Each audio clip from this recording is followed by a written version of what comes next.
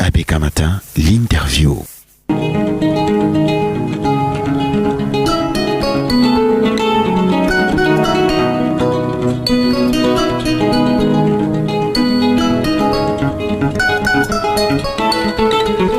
Je vous le disais, le docteur Aristide Monod est politologue, docteur en sciences politiques. Il est l'invité ce matin de Sidonie Fikak. Bonjour docteur Aristide Monod et bienvenue sur ABK Matin.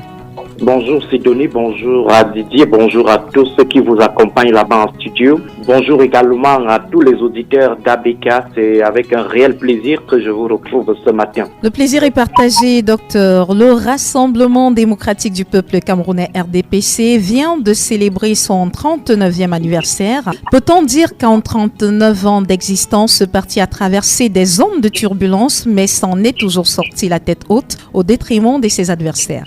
Oui, effectivement, au regard des résultats des dernières élections, on est tous convaincus que le Rassemblement démocratique du peuple camerounais est resté impérial dans le champ politique camerounais. Seulement, il faut interroger les procédés, les moyens, les stratégies mises en place pour maintenir cette place ou alors rester dominant dans le champ politique camerounais. Oui. Et c'est là où se trouve en fait le vice dans la démarche du Rassemblement démocratique du peuple camerounais, et ça interroge même les performances managériales du point de vue de la professionnalisation politique de ce parti. Déjà, en interne, il faut rappeler que le RDPC s'affirme comme un conglomérat d'opportunistes, un consortium d'hommes animés uniquement par leurs intérêts égoïstes. Lorsque vous essayez d'interroger le background de ceux qui militent au sein du Rassemblement démocratique, le background idéologique, le background programmatique, c'est-à-dire l'idéologie ou ceux qui suivent le programme politique du RDPC, vous allez vous rendre compte que beaucoup sont étrangers à ces deux éléments, ou alors beaucoup ne sont même pas au courant de l'existence de ces éléments. Or, c'est la base même du militantisme. Oui. Il faut être capable de donner ne serait-ce que la devise du parti, le slogan du parti ou l'idéologie du parti. Vous voyez, ces derniers jours, des gens ont du mal à vous dire si le libéralisme communautaire est une affaire de Paul Biya en tant qu'homme politique, si c'est une affaire de Paul Biya en tant que président de la République, ou c'est une affaire du Rassemblement démocratique du peuple camerounais. Donc, suivant cette base, on est beaucoup plus convaincu par la thèse de l'opportunisme. Qui milite au RDPC? Pourquoi on milite au RDPC? L'implantation ou alors l'occupation territoriale assez considérable du RDPC est-elle fondée sur l'adhésion des différents membres militants à l'idéologie, au programme politique du RDPC, ou c'est tout simplement pour se prémunir de la sévérité économique du Cameroun, socio-économique du Cameroun? Je rappelle que beaucoup de fonctionnaires, à défaut de rester abstentionnistes, adhèrent au RDPC pour sécuriser leur position. Les chômeurs qui adhèrent au RDPC, c'est parce que l'élite du coin a promis un recrutement, a promis la réussite à un concours. Vous avez les hauts cadres de l'administration qui adhèrent au RDPC parce qu'ils veulent des promotions, parce qu'ils ne veulent pas être déchus. Les ministres à peine nommés commencent à porter les charpes du RDPC. Pourtant, ils ont passé le clair de leur temps sans toutefois se rapprocher du Rassemblement démocratique du peuple camerounais. Oui. Les hommes d'affaires aussi, vous avez ceux-là qui sont obligés, je dis bien obligés, pour le bien-être de leurs affaires, d'adhérer au Rassemblement démocratique du peuple camerounais. Vous voyez donc que les différentes motivations, les différentes raisons aux commandes des adhésions n'ont rien à voir avec ce qu'on peut trouver de mieux dans les adhésions en situation de démocratie prouvée ou alors en situation de professionnalisme des partis politiques. Donc le RDPC pour nous, en interne déjà, c'est un conglomérat d'opportunistes et tout le monde est obligé de se mettre à genoux là-bas devant le président national qui considère l'affaire comme l'écurie familiale ou tout simplement son restaurant privé. Lorsque Paul Biya, président national du RDPC, parle au RDPC, tout le monde est totalement à genoux. Pourtant, même dans les démocraties ou dans les systèmes à vocation dictatoriale, bon, c'est-à-dire ceux qui sont un peu proches du système de parti unique comme en Chine, il peut y avoir une fermeture de la parole publique, de la liberté à l'extérieur du Parti communiste chinois, mais à l'intérieur, il y a une certaine émulation, il y a une certaine démocratie qui fait donc en sorte que les choix soit bien fait au niveau du parti, même si au niveau de l'extérieur, il y a une certaine fermeture. Or, au Cameroun, avec le Rassemblement démocratique du peuple camerounais, il n'y a ni liberté ni émulation à l'intérieur du parti, ni liberté ni émulation à l'extérieur du parti. Oui. Du coup, on est en train de subir les frasques managériales du RDPC au niveau du fonctionnement de l'État. Donc, le dysfonctionnement du RDPC entraîne immédiatement le dysfonctionnement de l'État du Cameroun parce que le Cameroun est dans un système de quasi-parti unique. Maintenant, à l'extérieur, il faut voir comment le RDPC se comporte. Il s'est accaparé tout l'appareil de l'État. Il s'est accaparé toutes les ressources de l'État au point où il soumet tout le monde au chantage politique. Si tu n'adhères pas au RDPC, tu n'as pas le droit aux facilités collectives, aux ressources collectives, aux ressources de la République. La République a la chose de nous tous. Donc, ils ont privatisé les ressources de l'État pour les traîner dans les échanges politiques souterrains au détriment de la démocratie, au détriment de la libéralisation de l'accès de tous à la manne nationale. Donc, c'est un peu ce qui fait en sorte qu'aujourd'hui, même l'armée, même la police, la gendarmerie, la justice sont quasiment proches du Rassemblement démocratique du peuple camerounais. On a l'impression que de ce côté-là, on est obligé d'être proche du RDPC. Regardez le comportement des sous-préfets, regardez le comportement de nos préfets, de nos gouverneurs qui reçoivent en contrepartie des élargissements éternels de leur bail à la tête des institutions après leur départ officiel à la retraite. Donc, on est dans une situation où le RDPC profite des instruments de l'État pour mater les forces alternatives, pour mater l'opposition et essayer de faire croire à l'opinion nationale et internationale que son monopole dans le champ politique camerounais est la conséquence d'un certain professionnalisme ou d'une certaine séduction des masses. Non, le RDPC, c'est un conglomérat d'opportunistes et à côté, on a quelques-uns qui souscrivent à des offres du RDPC par mimétisme, par tribalisme, ceux qui pensent que le pouvoir, le fait que Biya soit au pouvoir, c'est une affaire de sa tribu, c'est une affaire de son ethnie et par conséquent, on est obligé de lui d'apporter le soutien RDPC au risque de voir le fils d'une autre tribu arriver au pouvoir. Oui. Donc, la logique même du socle granitique, ce n'est pas une logique objective, c'est une logique purement subjective. Lorsqu'on vous parle de socle granitique, on vous parle de bastions imprenables. Regardez ces bastions, en tout cas ces aires géographiques qu'on qualifie de bastions ou de socle granitique, ce sont généralement des zones où on retrouve beaucoup plus, ou alors des zones dont les originaires sont les membres de la tribu ou de l'ethnie du président de la République, oui. Donc du président national du Rassemblement démocratique du RDPC. Donc il faut dire que globalement, lorsqu'il faut apprécier la domination, le monopole du RDPC dans le champ politique camerounais, il faut intégrer que ce monopole-là relève d'une fabrique totalement viciée ou alors d'une fabrique non objective. Ce n'est pas fondé sur des éléments objectifs de la puissance d'un parti politique en démocratie. Oui. Docteur Aristide Mono, certains pensent que le Rassemblement démocratique du peuple camerounais n'existe pas en dehors du président de la République, qui est d'ailleurs son président national, vous l'avez dit. Ils estiment que c'est un parti qui, en tant que tel, ne fait des communications officielles sur aucun sujet sensible de la vie des Camerounais, comme cela est très souvent le cas pour d'autres partis politiques. En dehors des actes posés par le chef de l'État, que le parti s'approprie, le RDPC ne pense pas par lui-même. Êtes-vous, docteur Aristide Mono, de cet avis?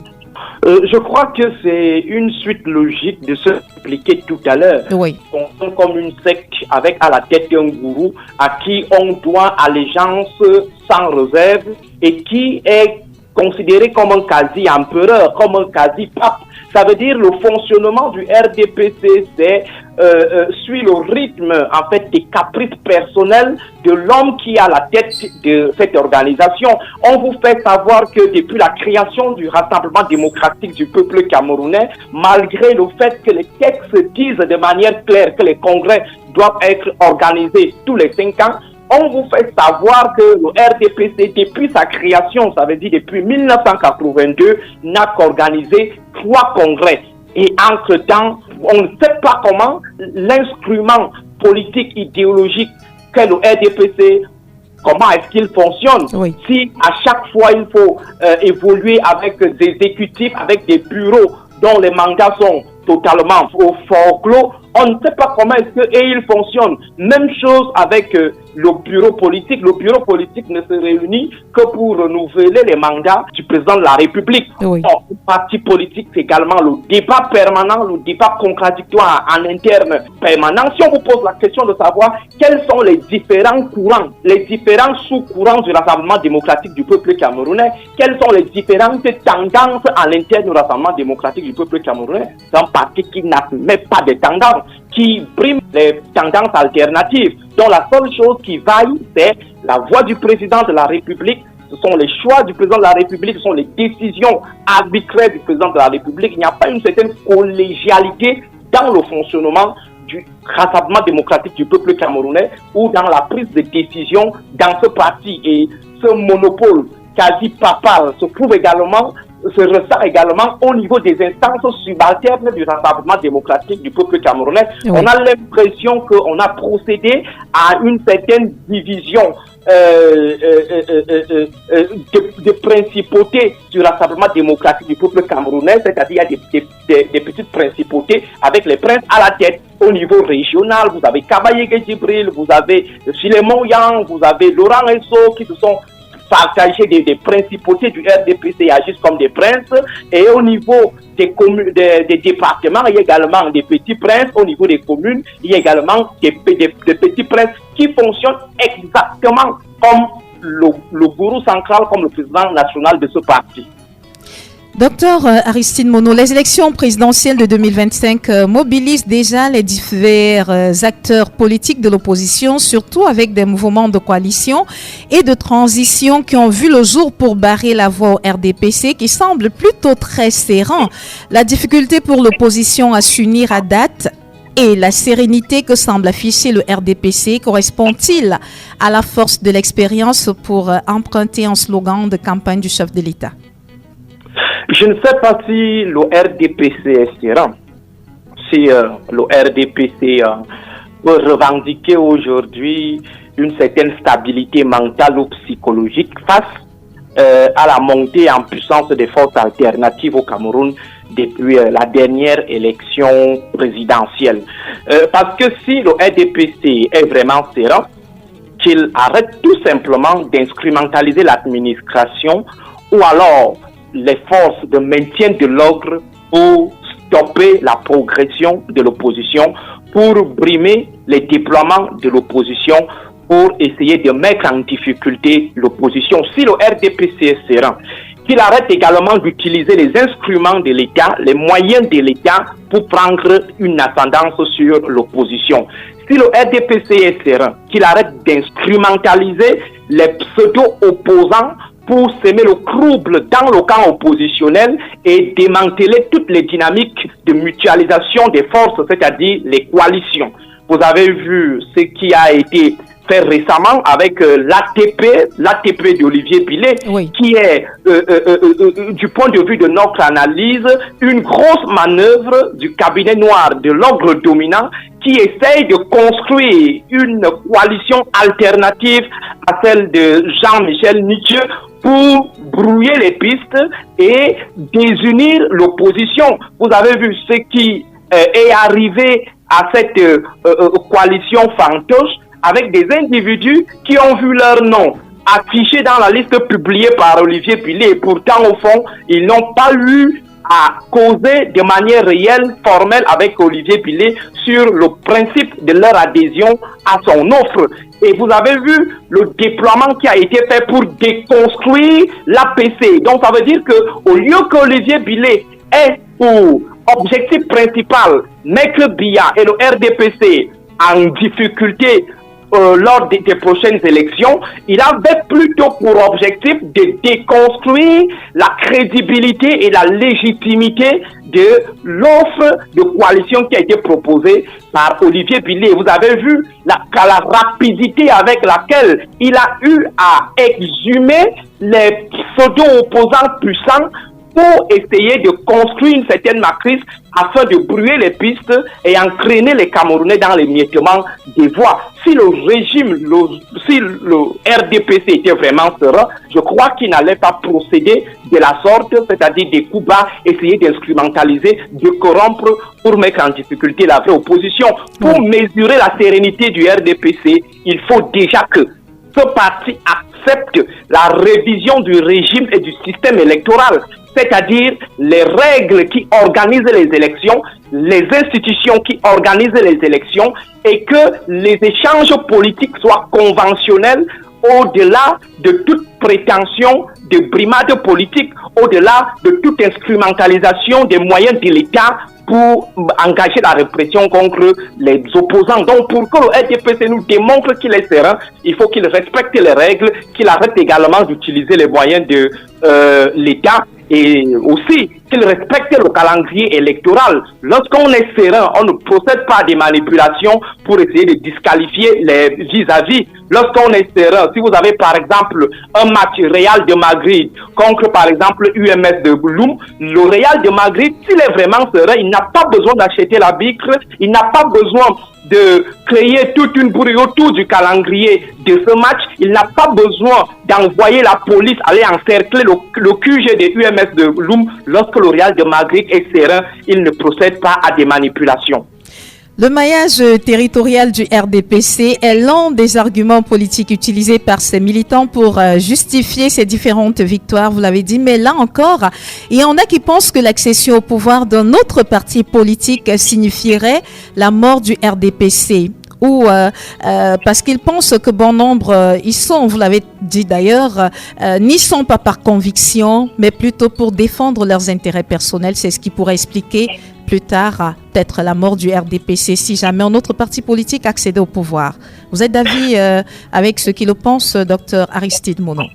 Effectivement, Sidonie, lorsque on essaye de questionner le background du militantisme des militants du RDPC, on se rend compte que ce militantisme, ce background est totalement vide.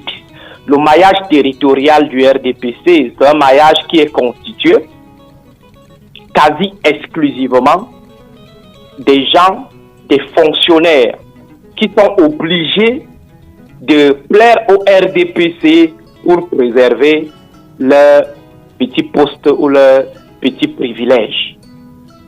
Les sous-préfets, les préfets, les gouverneurs, les enseignants, les médecins qui adhèrent dans les RDPC des communes, des départements, ce n'est pas parce qu'ils ont une certaine affinité avec le programme politique ou l'idéologie du RDPC. C'est parce qu'ils ont compris le jeu. Oui. Pour avoir accès à la manne publique, il faut se mettre à genoux devant le RDPC. Pour préserver ses privilèges, il faut se mettre à genoux devant le RDPC. Et dans une situation de raréfaction des ressources où la vie devient de plus en plus dure, la famine, la misère, on est obligé parfois de jouer à ce jeu. Mais intérieurement, lorsque vous discutez avec plusieurs d'entre eux, ils expriment pratiquement la même aigreur que nous exprimons face à l'injustice qui a été érigée en mode de gestion de l'État du Cameroun. Oui. Alors, si on va suivant cette logique, il est clair que si le RDPC ne tient plus les rênes de l'État, ne caporalise, ne privatise plus les ressources du pays, tout ce beau monde-là va récupérer son indépendance, son autonomie et sortir de l'affaire. Oui. Donc le RDPC n'a pas de militants en fait. Le RDPC n'a pas de militants. Même chose avec ceux qui entrent à l'aveuglette parce qu'ils ont peur du changement. Ils se disent si le RDPC n'est plus là, c'est la guerre. Si Biapol part, mais c'est la guerre. Tout ce beau monde-là, quand ils vont se rendre compte que le RDPC n'est plus là, ils vont également basculer Donc, le maillage territorial du RDPC, c'est un maillage, une occupation territoriale, ma foi, très fictive, parce que les militants sur lesquels s'appuie ce maillage sont des militants opportunistes ou des militants qui ont adhéré au RDPC à l'aveuglette et qui pourront récupérer leur lucidité d'un moment à l'autre. Oui. Vous écoutez ABK Matin sur ABK Radio. Notre invité de ce jour, c'est le docteur Aristide Mono. Docteur, les présidents de l'Assemblée nationale et du Sénat ont été réélus au Sénat le samedi 22 mars 2024, en fait au Sénat et à l'Assemblée nationale. Est-ce que cette réélection vous a surpris quand on sait que les deux présidents ne sont pas très en forme? Pas du tout. Maîtrisant les enjeux politiques de l'heure, je me suis dit si M. Biya-Paul essaye de mettre en difficulté ses deux congénères, Kaba-Yégué Djibril et Nyab Tifendi, il lui sera difficile de trouver des éléments de rechange en pleine veille d'élection présidentielle. Vous savez, la dévolution du pouvoir, la répartition des postes de pouvoir au Cameroun au sommet de l'État répond à un idéal de stabilisation des blocs sociologiques, à un certain idéal d'équilibre entre les différents blocs sociologiques. Alors, si on prend le triangle équilatéral du sociologue philosophe Roger Gabriel Lepp, oui, qui reconnaît qu'il existe au Cameroun trois grands complexes ethniques, le complexe Bamileke, le complexe nordique et le complexe Béti. Il est clair que, suivant ce schéma-là, Paul Biya doit avoir à la tête de chacun de ces blocs quelqu'un qui puisse vraiment lui apporter les voix de ces blocs. Or, pour le moment, comme c'est également le cas au niveau de l'État, ça veut dire qu'on n'a pas un acteur qui fait consensus en dehors de Paul Biya. C'est la même chose aussi au niveau des deux autres blocs. oui. Du côté de l'Ouest aujourd'hui, je ne sais pas qui peut tenir le monopole. Parce que même M. Jean Kouité est en difficulté. Mme Célestine Ketia-Courtez est aussi en difficulté. Oui. Le monsieur, il s'appelle encore qui parle toujours de taux d'avancement important. Ganon Djoumessi, oui. Effectivement, il ne paie pas également Chorus à l'Ouest Cameroun. Or, M. Nyab Tifendi, il paie Chorus parce qu'il ne menace personne. Oui. On se dit, bon, c'est un monsieur qui est pratiquement à la sortie, donc il ne menace personne et personne ne peut vraiment prendre l'engagement de l'attaquer. Oui. Même chose avec Kaba-Yégué Djibril dans le Grand Nord. Kaba-Yégué Djibril, au-delà de quelques petites contestations internes dans sa grande région natale, il est clair qu'il s'affirme aujourd'hui comme le seul élément qui puisse, en cette veille d'élection, rassurer le minimum d'unité entre les élites RDPC de la zone. Donc, ça allait être risqué pour le président de la République de briser les positions de ces deux hommes, parce qu'en le faisant, cela pouvait entraîner la rupture des équilibres dans les deux autres blocs qui constituent le triangle équilatéral de Roger Gabriel Lepp. Donc, pour moi, ce n'était pas une surprise. Et deuxièmement, oui, il faut dire que le président de la République affectionne le pouvoir éternitaire. Oui. Il affectionne les vieux. Plus on est vieux, plus on séduit le président de la République dans ses choix. C'est parce que lui-même également, il est vieux et il aimerait avoir des arguments pour qu'il ne soit pas le seul vieux dans l'affaire. Qu'on dise qu'il y a aussi deux autres vieux, ou 3, 4, 10 autres vieux dans l'affaire et qu'il n'est pas le seul vieux. Alors, il affectionne les gens, en tout cas les nez verts, et il aime fonctionner avec eux. Oui. Donc, l'homme écrisant, sur cet angle-là, il est clair qu'il n'y avait rien à attendre en termes de changement. Et aussi, on a constaté une fois de plus que le président reste vraiment très attaché à son présidentialisme monarchique. C'est-à-dire, au-delà du fait que l'institution présidentielle, qui devrait être un pouvoir face aux autres pouvoirs, tout à fait, détiennent le monopole quasi exclusif dans le champ de l'appareil, dans le champ de la configuration de l'appareil étatique, en plus du fait que la présidence soit au-dessus avec les hautes instructions qui sont les exploitantes de la présidence, il n'y a que l'homme président agit sur les autres institutions. Ça veut dire personnellement. En dehors d'être président, M. Biya lui-même personnellement, il agit sur les autres pouvoirs. Pourtant, nous sommes en principe dans une situation de pouvoir et de contre-pouvoir, c'est-à-dire dans un état de droit où les pouvoirs doivent se respecter. Mais au Cameroun, on a réalisé une fois de plus que cela n'existe pas et qu'on est plutôt dans un présidentialisme monarchique où le président décide de tout, y compris sur les bureaux des pouvoirs qui devraient être des contre-pouvoirs du pouvoir exécutif. Donc, il y a cette chose qu'on a retenue et ça fait qu'aujourd'hui, la République fonctionne en fonction des desiderata du président de la République. Donc, le président de la République pouvait bloquer le fonctionnement du Parlement jusqu'à la dernière journée parce que la session fait 30 jours. Oui. On avait déjà consommé 17 jours. Il pouvait encore aller jusqu'au 30e jour et déclarer close la session sans que cela n'émeuve personne. Parce que il reste, comme je l'ai dit tout à l'heure, il est un quasi-empereur, il est un quasi-pape. Donc on est tous suspendus à ses caprices. J'évoquais d'ailleurs la dernière fois un match Coton Sport de Garoua, une finale où le président de la République a décidé de ne pas permettre aux équipes de jouer les prolongations parce que lui voulait déjà rentrer. Il a demandé qu'on aille au tir au but. Donc, il a défié les lois même du football. Donc, on est dans un présidentialisme monarchique qui s'est exprimé. Et malheureusement, ce sont des institutions qui prennent des coups. Et c'est le cas du Cameroun qui prend un coup.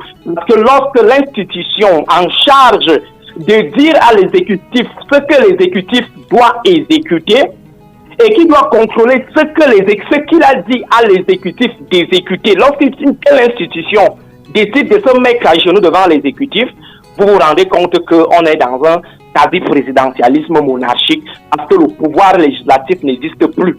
On a affaire à quelqu'un qui décide seul à partir de la présidence et impose sa dictature à toutes les autres institutions. Oui. À l'issue de tout ce que vous avez dit, Dr Aristide Mono, est-ce que les Camerounais ont des raisons de s'inquiéter de l'état de santé de celui qui a pour mission d'assurer la vacance au pouvoir? Je me suis souvent posé des questions dans mes méditations. Je me suis souvent demandé, est-ce que ces personnalités ont souvent pitié d'elles-mêmes? Ça veut dire que lorsqu'elles regardent le poids de la charge de la présidence des institutions respectives et qu'elles dirigent, je me demande bien si elles ne constatent pas qu'il y a une incompatibilité entre la quête de leur santé et la préservation de ces postes. Je ne vais pas dire des postes de privilèges parce que je ne sais pas ce qu'à cet âge-là, on peut encore chercher en termes de privilèges. Qu'est-ce que M. Niat n'a pas? Qu'est-ce que M. Kabaye Djibril n'a pas? Qu'est-ce que le président de la République n'a pas? Donc, on se demande bien, est-ce qu'ils se soucient d'eux-mêmes déjà?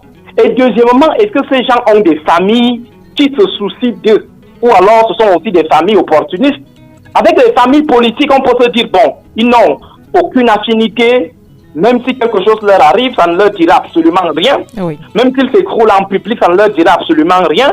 Mais les familles nucléaires, à un moment donné, doivent dire à ceux qui les encouragent d'arrêter cela, qu'ils ont besoin d'un peu de repos et de voir comment ils peuvent prolonger leur vécu sur Terre. Mais curieusement, on se rend compte que ni eux-mêmes, ni leur famille ne prennent en considération ne prennent en compte le fait qu'à un moment donné, on doit savoir que la vie humaine est au-dessus de tous les privilèges de ce monde. On ne vit pas uniquement du pouvoir et des privilèges du pouvoir. Oui. On vit également parce que notre chair doit se reposer, notre cerveau doit se reposer, on doit se donner des libertés de pouvoir partager ne serait-ce que nos mémoires de manière sereine au village ou ailleurs dans d'autres lieux de repos avec nos enfants, nos petits-enfants, nos petits-petits-enfants. Mais curieusement, on a l'impression que les gens ont fait le choix de l'auto-punition, de l'auto-flagellation, ou alors d'autres ont décidé de les punir ou de les mettre dans une difficulté. Je vous assure, en regardant, en visionnant les images de ces personnalités, moi, à un moment donné, j'ai envie de couler une larme. Je me dis, pourquoi est-ce qu'on les punit? Pourquoi est-ce qu'ils se punissent? À un certain âge, il faut comprendre que le corps a besoin d'un peu de repos. Docteur Aristide Mono, merci d'avoir accepté de répondre à nos questions ce matin sur ABK Matin. C'est un plaisir de vous avoir. Le plaisir est partagé, Sidonie, Didier. Je crois que, comme d'habitude, on fera toujours des efforts de donner le meilleur de nous-mêmes pour essayer non seulement d'édifier les Camerounais, mais de prendre aussi position, parce que je rappelle que moi, je ne fais pas partie des intellectualistes, c'est-à-dire les gens qui font la science pour la science, même des recherches pour mener des recherches, publier des articles que personne ne lit, produire les thèses de 800 pages que personne ne lit. Non, je suis plutôt un intellectuel impactant. Ça veut dire que je dois prendre position pour des opprimés, je dois prendre position pour ceux qui sont victimes des injustices sociales, parce que lorsqu'on est animé par un certain humanisme, on ne saurait accepter le degré de pression et de répression qui s'abat sur les en bas au Cameroun. Moi, je ne peux pas accepter, parce que je veux sécuriser, je ne sais pour quelle position à l'université, vouloir qu'on me recrute, que je vais commencer à cautionner le fait qu'un richissime de mon quartier continue de piétiner les en bas de mon quartier. Oui. Non. À ce moment, l'objectivité s'arrête devant l'oppression. Il n'y a pas d'objectivité, il n'y a pas de position objective. On a des positions subjectives, c'est-à-dire des positions de cœur, des positions d'émotion. Parce qu'avant tout, on reste d'abord des êtres humains. Donc, je vous remercie pour cette opportunité et nous espérons que notre voix, tôt ou tard, sera écoutée et que les Camerounais vont procéder à un certain changement mental pour que le Cameroun puisse finalement être émergent. Merci, docteur. Nous croisons les doigts pour que cela arrive et nous restons confiants de ce que cela va arriver. Bonne journée à vous. Merci, bonne journée. Aristide Mono, politologue, docteur en sciences politiques, était l'invité de Sidonie Fikak ce matin. De lundi à vendredi dès 7h. Retrouvez dans le 7-10, 7h-10h. ABK Matin, premier sur le matin. Les invités consultants de classe exceptionnels.